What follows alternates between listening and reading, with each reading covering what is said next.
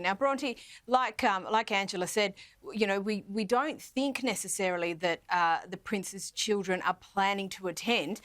Given the nature of the events that happened a year or so ago, do you think that that has something to do with it? Look, by all current reports, as we've said, it looks like they won't be there, which is, of course, drawing some parallels to some other royals that we know with recent coronations. But look, the statement even sort of echoes to what Meghan and Harry had put out last year when Meghan and the kids didn't attend that coronation, and that is that the kids have school, which is true. But also it's, of course, a really significant family occasion and a historic occasion. So you do wonder whether that is playing a role. I think it's very likely that possibly, you know, while things have been smoothed over to a point and they all spent Christmas together in Denmark, there is probably still some hurt there as they move on past this. It was such a massive event when the Queen made that announcement, you know, with the younger brother even speaking out publicly to the local media. So, yeah, I think that will take a while to heal. There's certainly some wounds there, and that may be playing a role in why he's chosen to attend and the rest of the family will stay back home. Yeah, and I think that's probably right. I guess the point that I would make there is you'd think that they'd at least go to support their grandmother who's abdicating such a senior position that she's held for such a long time. For me, that's actually kind of the weirder part than the proclamation and the ascension of Frederik and Mary to the positions of King and Queen. But Angela, you know, it's not hard to draw parallels between Frederik and Joachim with William and Harry.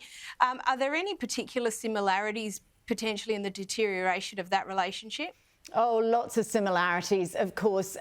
This sort of hurt at being the Spare, and you know, it's a year on since Prince Harry's book Spare was published. Children fighting for their titles, a family decamped to America.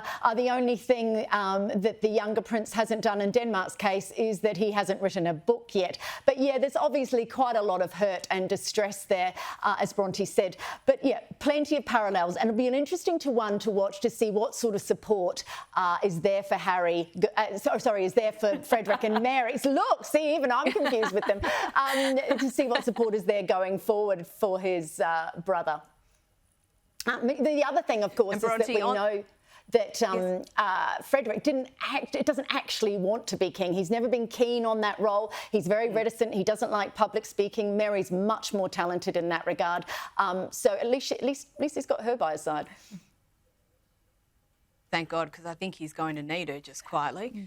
Now, Bronte, on the Donaldson side of the ledger, who is and isn't attending this weekend? So we have Mary's sister will be there. She's really close with her older sister Jane, who lives in Tasmania. She was a bridesmaid at the royal wedding in 2004, along with her other sisters and best friend. So she'll be there to support her sister, which is fantastic. Sadly, Mary's father won't be able to make the journey. He's in his 80s now, and he struggled with some health issues in recent years, which has seen him have to miss other important events in Denmark. But he actually lived in Copenhagen for years just to be close by with Mary and the kids. So I'm certain he'll be extremely disappointed to be missing out, and that will be felt by Mary as well. I think it will, but it is totally understandable.